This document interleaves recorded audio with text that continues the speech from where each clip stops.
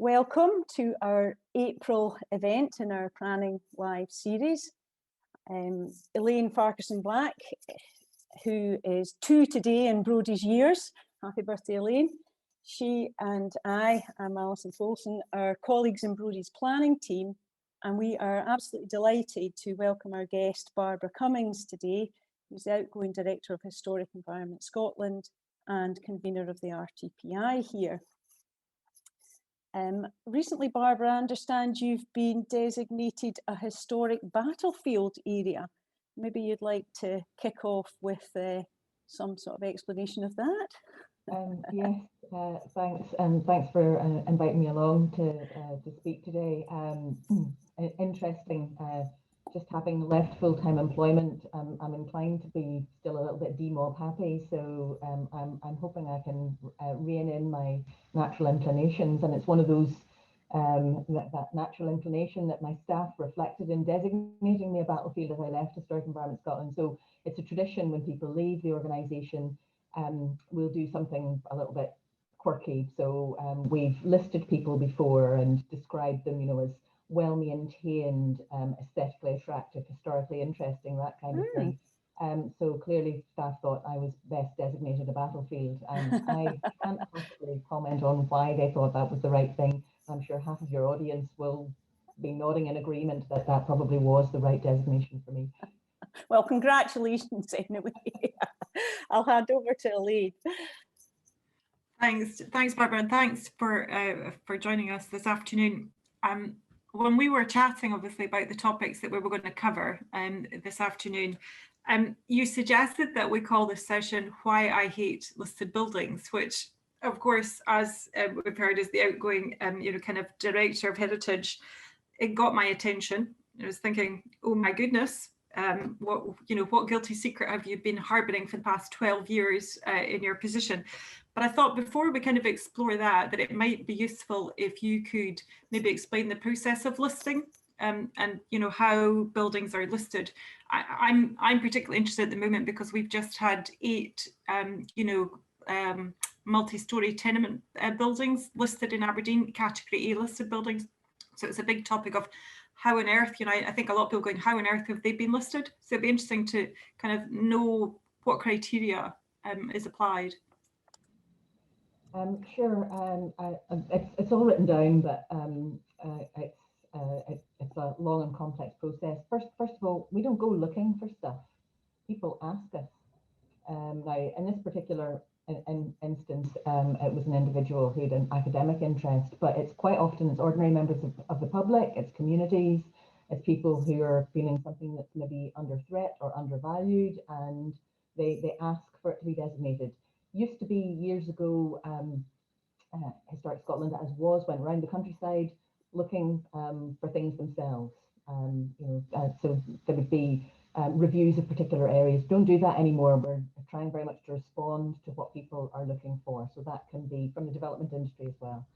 The criteria are, it's basically architectural or historic interest, and that comes with several different elements to it. So architectural interest isn't that something is pretty for a start, and you referenced the Aberdeen high-rises. And it can be about innovation, design, something to do with the setting, its townscape qualities. It could be something that's quite innovative, maybe not very many of them that were around. Generally, something where you're looking at that design or engineering sense and going, well, this is something a little bit special or a little bit different. As I say, not necessarily pretty. Then there's also the historic interest. So that's where you start to get into whether something's of a particular age or it's rare. For me, one of the building types that I particularly like is the Art Deco era. There's very, very few Art Deco buildings in Edinburgh, for example, so they're much rarer there than they are in some other places. There's that element as well. And in age, we tend to, I keep saying we as if I'm still working for Hez, so I'm going to keep doing that. I still feel like I'm on holiday. We generally have a rule of thumb, things need to be 30 years old or more But of course, 30 years ago, and now this makes me feel old, means very modern buildings are coming within that sphere as well. So again, the Aberdeen flats. Social interest, and actually, if you think about it, things like the New Town movement, modern social housing, that's, you know, that brings that social interest element in, and the survival of some of these things. So a lot of our multi-story blocks have disappeared because they simply weren't good enough quality to survive. But also then association with people and events. So more than a passing reference. So not so-and-so just visited here, but something that's much more significant. And that needs to be well documented and authentic. There's a lot of stories about things and associations, and we've got to have the evidence for that. So those are kind of the key criteria. It can mean that at the end of the day, if you're ticking a lot of the boxes, it's not possible for us to say this doesn't merit listing. Yeah. So, you know, some of them are blindingly obvious. The fourth rail bridge, it's an engineering, it also happens to be beautiful. It's one of a kind. You know, things like that, you sort of go, well, does it meet that? Yes, it does. Then it meets the criteria. The question then becomes what category of listing it is. So, you know, you've got the difference there, although in legislative terms, it's only the fact that it's listed that really matters. So for something like the Aberdeen flats where people go, oh my goodness, that's bonkers, that's because people are thinking in an aesthetic sense. Yeah. But actually, if you go down the criteria and you assess it, it becomes much more obvious. One of the things that we do now, just as all public bodies do for the work that they do, is we produce reports of handling. So they're all on the Historic Environment Scotland portal. People can see those, and you can read and understand why we've reached that conclusion.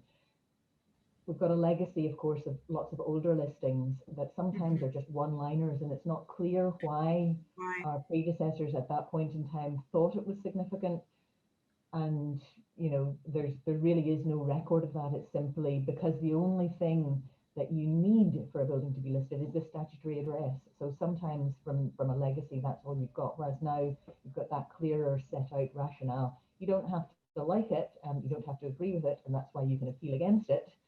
But again, a reporter, and there've been several appeals since we brought that in, and when Historic Environment Scotland was created, reporters again will look at, does it actually meet the criteria, and if it does, then it can be listed. But that then comes in for me the why I hate listed buildings. Yeah. And it's when we go through that process, it's all the, oh, that means I can't do anything to it. Yes. That means it's going to be, you know, more expensive to look after. And do you know, that will be true if you live in a fancy Victorian stone building. It'll be more expensive to look after that than it will a 1960s flat. But that's not the listing that makes that more expensive. It's the nature of the building. You know, stone repairs as opposed to you know, things that you can do in more modern buildings. They're always going to be more expensive. So it's not just about the listing when people are complaining about that. And there's clearly a bureaucratic element when you need listed building consent, but you also don't always need listed building consent. So it's that kind of when somebody will say, and we do this in planning as well, it's very depressing. We don't view these things as assets, they're constraints.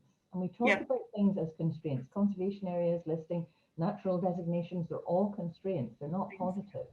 And you know, the phrase that I used to dread was somebody will go, oh, but it's a listed building. And you just knew the way they were saying it meant that as far as they were concerned, there's nothing you can do with this. Yeah.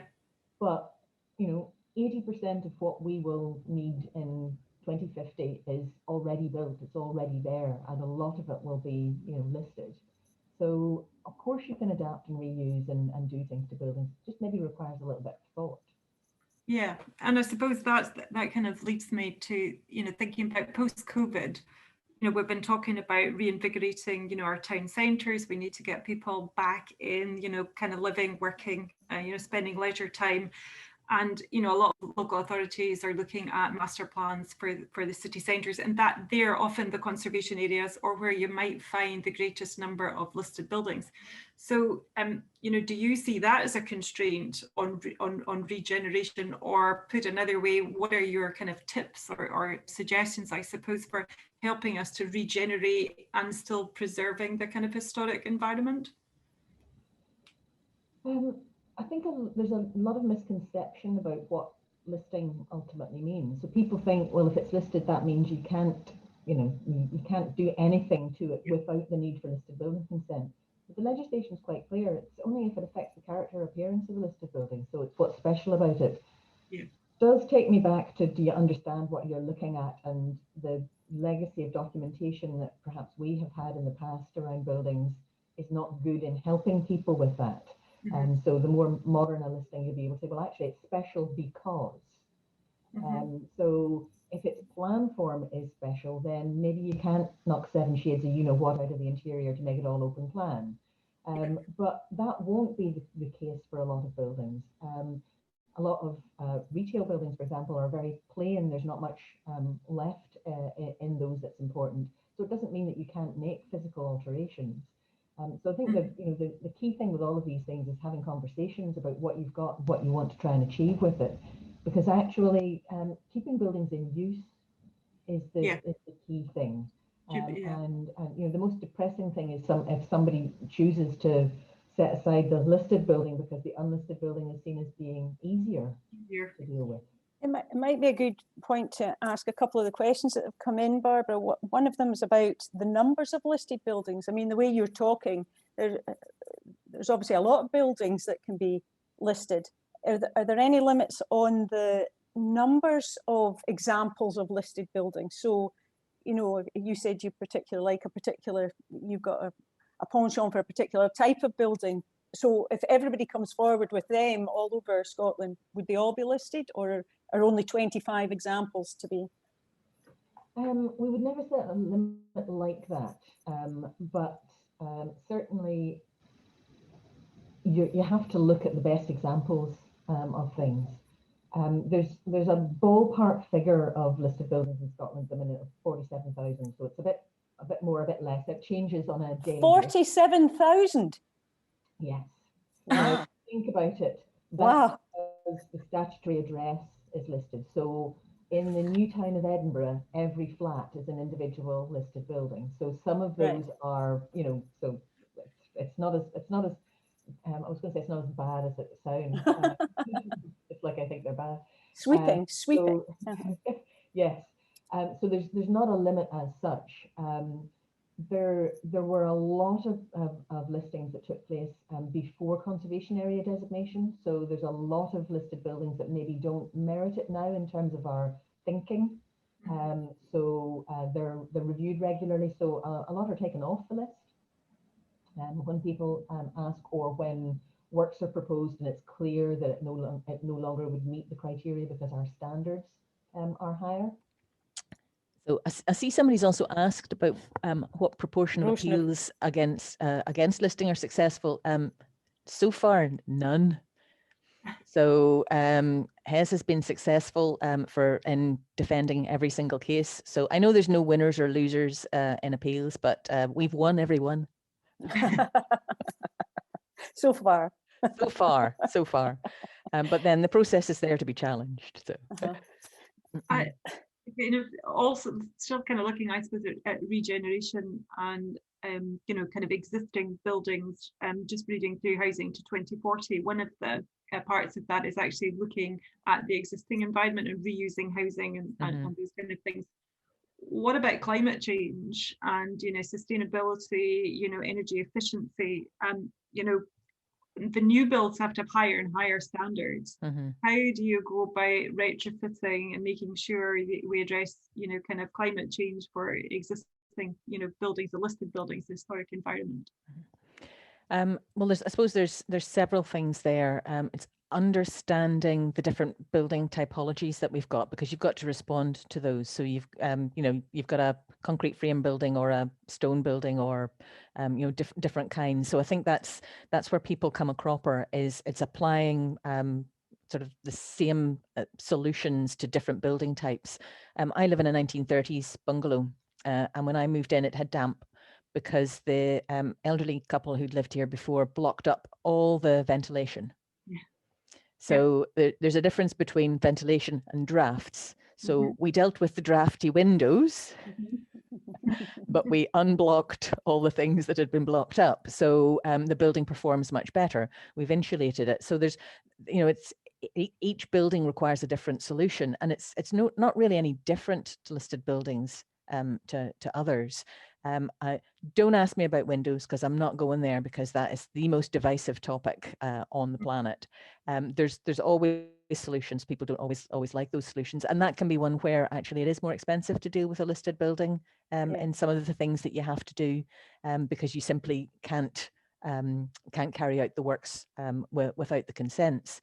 What I would say is there are probably people carrying out alterations to make their buildings more energy efficient in traditional buildings and getting it wrong as a consequence. So it's more about traditional building skills and keeping those skills and that skills and knowledge going, because people can then respond to it. So for me, the listing element is the one where you actually have to think about it, and people will help you with the technical guidance. If it isn't listed, you're quite possibly carrying out alterations that are making a situation worse rather than better.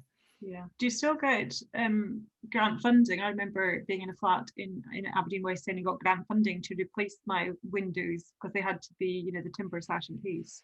There are different schemes available.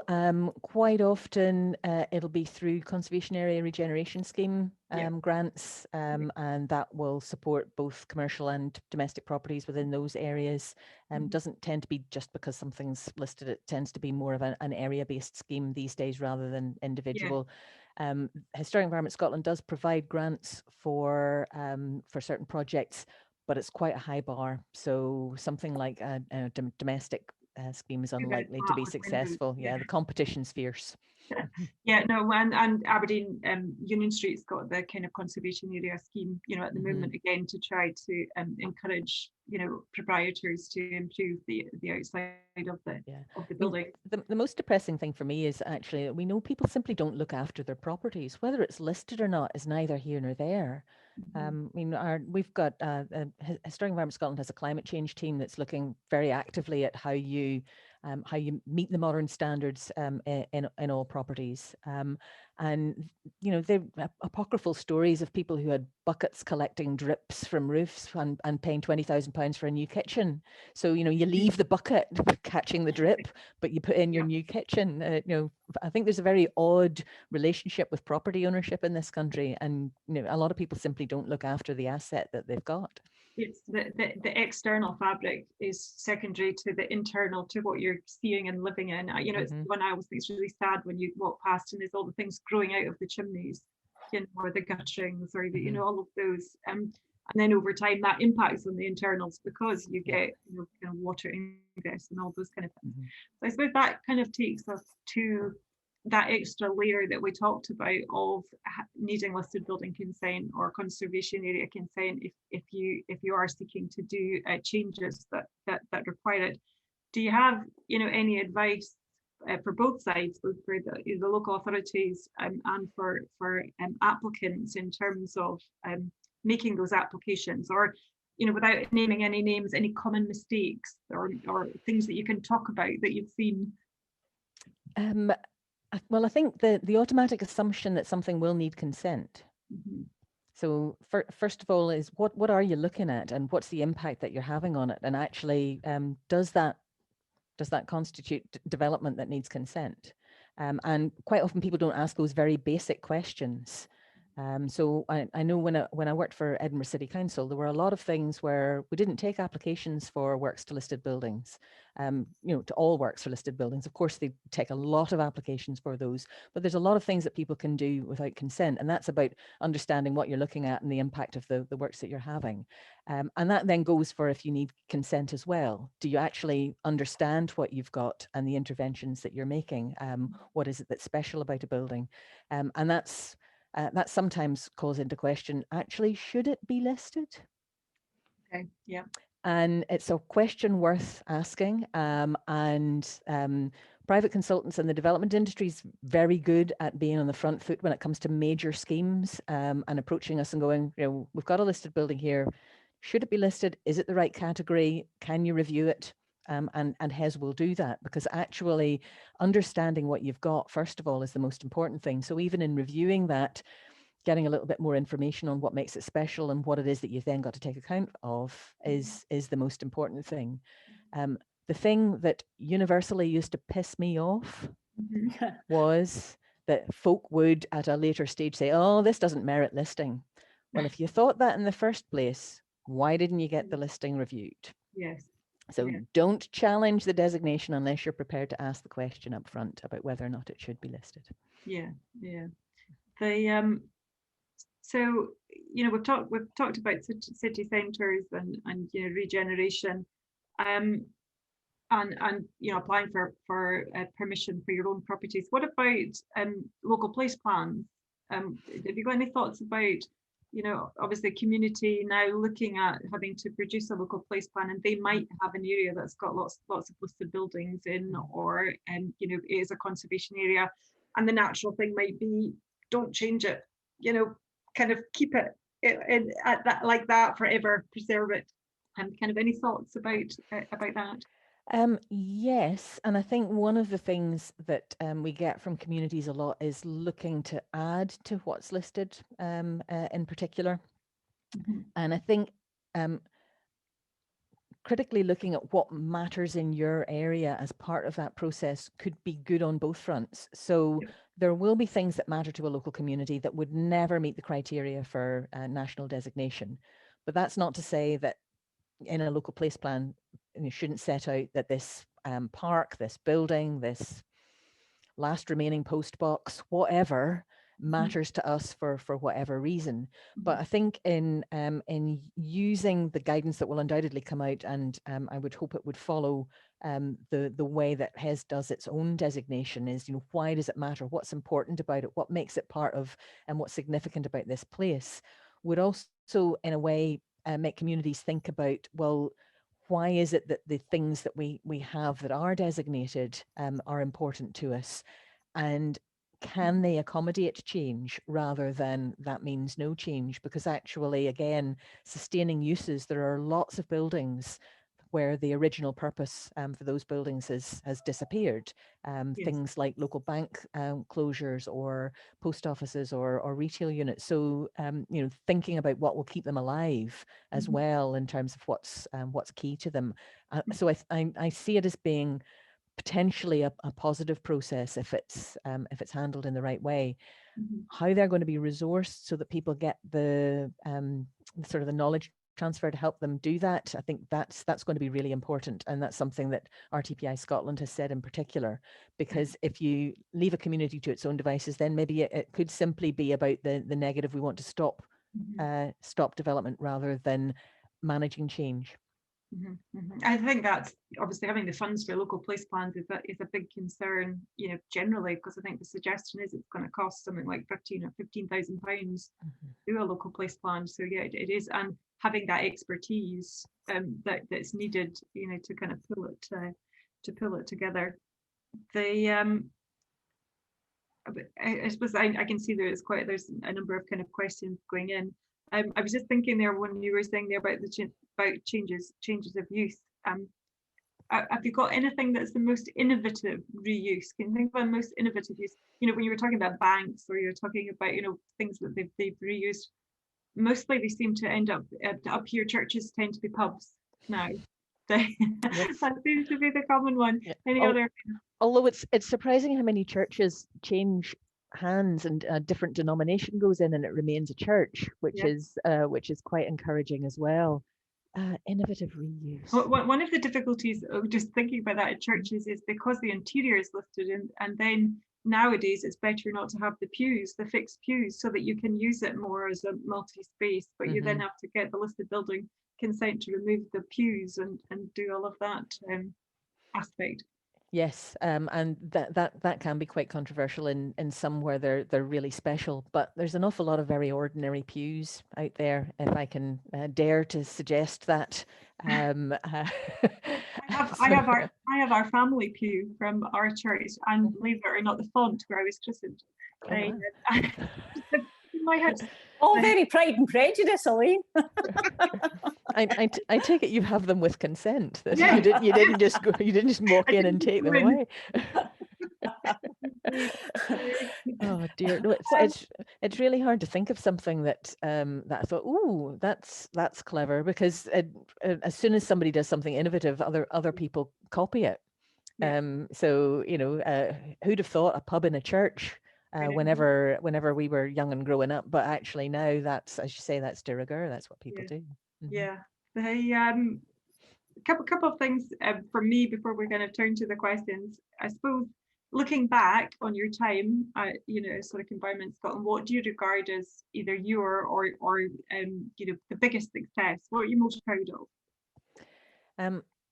Given that Historic Environment Scotland was only created in 2014, so it was that breakaway from being a civil service-based organisation. So dragging ourselves into the 21st century with all of the openness and transparency that's expected of public bodies now.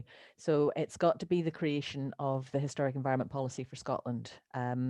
Short, sharp, high-level strategic policy document that sets out the key principles under which all the sort of nuance and detail would flow. And that was, and I'd say I'm proud of that for a variety of reasons. The number of staff who got involved in crafting that, but also the number of people who fed into that process from right across the development, planning and heritage sector in Scotland. So a lot of consultation and engagement with that, which was really good.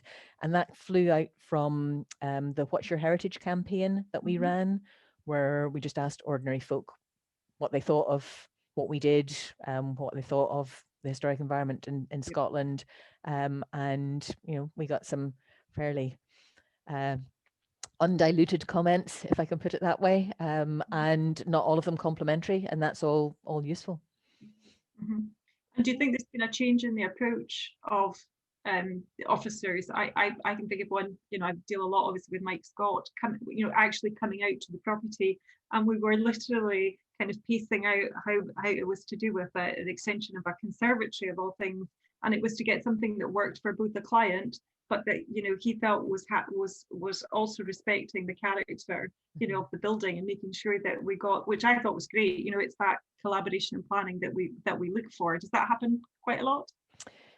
It did pre-COVID, less so at the minute, because it's quite challenging, obviously, to do these things. Although we've also, I think we've taken tours with people on their phones, so walking around things. So it's possible. That's the best way if it can be done that way.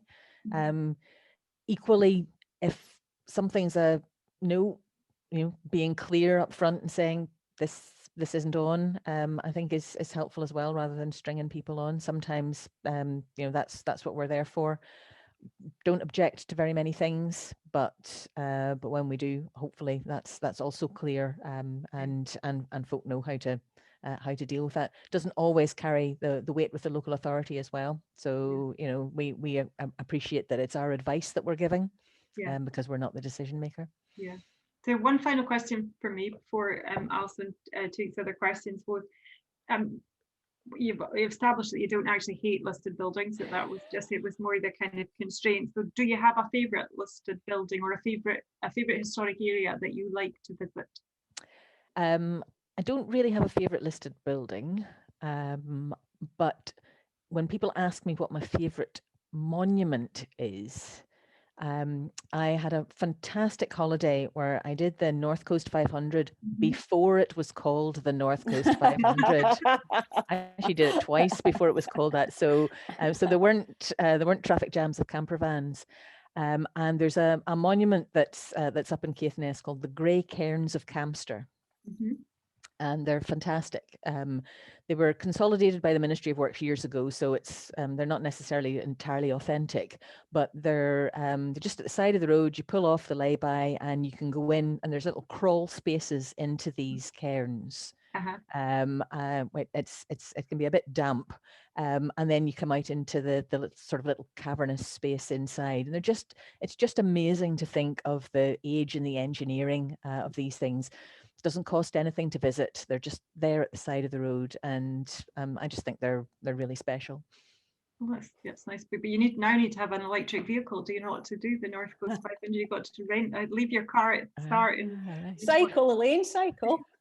Oh no, too many hills. Alison, you want to ask some of the questions? Yeah, I'll pass on to the quick fire, Barbara. You fastened in for this. There's a few questions from local authority aspects, and obviously you've got experience there as well as from HES. And I suppose it's coming from the fact that local authorities are responsible for the enforcement and dealing with the listed building applications, all the consents that for people that need to deal with listed buildings. And some of the comments are about how local authorities seem to be moving away from having dedicated listed building or conservation area teams or officers to help with these sort of duties. Have you got any thoughts on that? I suppose there's a difference between someone with a job title that's a listed buildings officer or a conservation officer and someone who's got the skills. So I think my concern would be more about this: is the skill set there, and is the skill set being used, rather than having a dedicated team. Maybe a dedicated team is a luxury that a local authority can't afford, but is the skill set there, and is that being used? I know that for a lot of local authorities, the skill set is there, and it's simply not called a conservation officer anymore. For others, I suppose that's something that maybe in the future Historic Environment Scotland might want to do a little bit of research on to see actually, is it the skills and knowledge that are being applied appropriately rather than something just about job titles? Yeah. One of the other comments is about other forms of enforcement that the local planning authority can do in terms of keeping buildings tidy, and Elaine would mention the weeds growing out of the is there any crossover between the local authority and HES in terms of getting advice or support if you don't have a dedicated officer or somebody needs some additional help? Up to a point. But there's not actually that many staff in Historic Environment Scotland either. Certainly, I think it's the sort of thing where HES has a particular skill set. There's a larger team, so there's the teams that look after the monuments, who understand how buildings work, how the materials might respond to certain works. So it goes beyond the planning side and the advice giving side. So there's access to that and a lot of technical research. HES doesn't have its own enforcement powers though, so using the powers is something that most of the staff that we have won't be familiar with.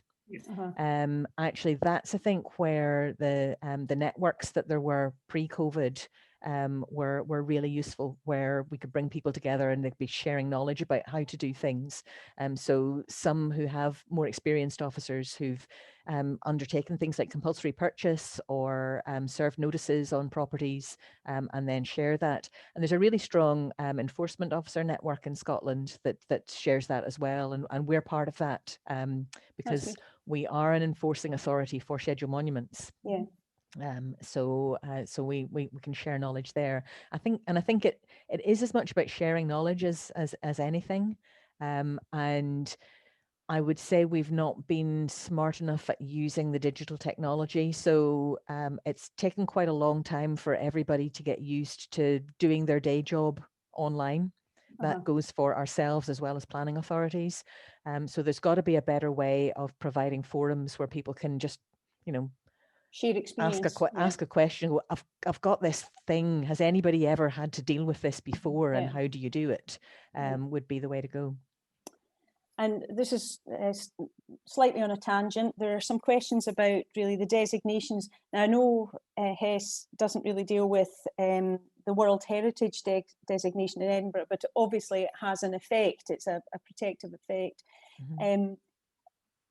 The question is about how effective these designations are, particularly the World Heritage one, but also listed buildings and scheduled monuments, how effective they are. And I don't know whether you want to look at a specific example, what your views are with regard to the future of the Edinburgh Old Royal High School. But you could. Yeah, and well, I suppose the two feature in there. Yeah. Edinburgh gets a hard rap for what it allows in the city, and they're kind of damned if you do and damned if you don't. And it's one of the reasons why I was very happy to leave, because folk were really rather nasty about, you know, planners don't care and they don't know what they're doing, and you know, it's simply neither fair nor reasonable. A lot of that is about taste and change. And people are not happy about change. The Caledonian and the Balmoral hotels were described when they were built as dynamite would be too good for them. So, you know, Edinburgh has never dealt well with change. I would take you back to our designation rule of thumb, where something has to be 30 years old before we'll think about listing it. So in 30 years' time, will the Walnut Whip, or its alternative name, which is too impolite to say, will that be a listed building of the future? Well, only time will tell. I think the thing in Edinburgh is folk don't respond well to dramatic change, and there's been a lot of dramatic change. When it comes to World Heritage status, that's something that I think is really poorly understood, because that's about the outstanding universal value. That's not about little tiny things like somebody replacing their windows, or I know there's been a lot of correspondence about the temporary works at the minute for additional pedestrian and cycle lanes post-COVID. You know, you'll never lose your World Heritage status for that kind of thing, nor should you. No. So it's I think that's more about the greater whole, and for Edinburgh it's also the living, breathing city. It's the legal profession, the seat of government. You know, things like that are all the things that make up its World Heritage status. On the Royal High School, there's any number of things that you could do with that building. And I know that wouldn't necessarily please a lot of folk who want to see it going back to a school use. That's one. There was nothing wrong in principle with a hotel use either. It was the scale of the extensions that was the problem. So can that be made to work financially with something of lesser scale? And well, the building owner can decide how much they charge for its disposal, and that goes into the equation of what you can then do with it. It's really important that something happens with that building. You know, having something in that location that's unused really isn't good for the image of the city. Agreed. And the final question is, what's next for Barbara Cummins, or are you not telling? Well, I'm RTPI convener for Scotland for this year, and I'm starting to get used to using a personal calendar instead of my work one, which is freaking me out, because every morning now I'm paranoid and going, do I have something in my diary? I don't know. And we'll see. I'm too young to draw my pension, so I'm unemployed. Not that I can draw unemployment benefit either. So I might change my mind in 6 months' time once the weather starts to go downhill again and look for work. But I'm quite enjoying being on holiday, and a very long holiday. Knitting's not going to be full time then? Oh, absolutely not. No, you can't make money at knitting unless you're much faster than me. Well, thank you very much, Barbara. That's been a very interesting chat. Our next Planning Live will be on the 6th of May 2021 on the gritty subject of infrastructure contributions, Section 75 obligations and the infrastructure levy. So please feel free to tune in then. And that's us for today. Thank you very much for joining. Thank you.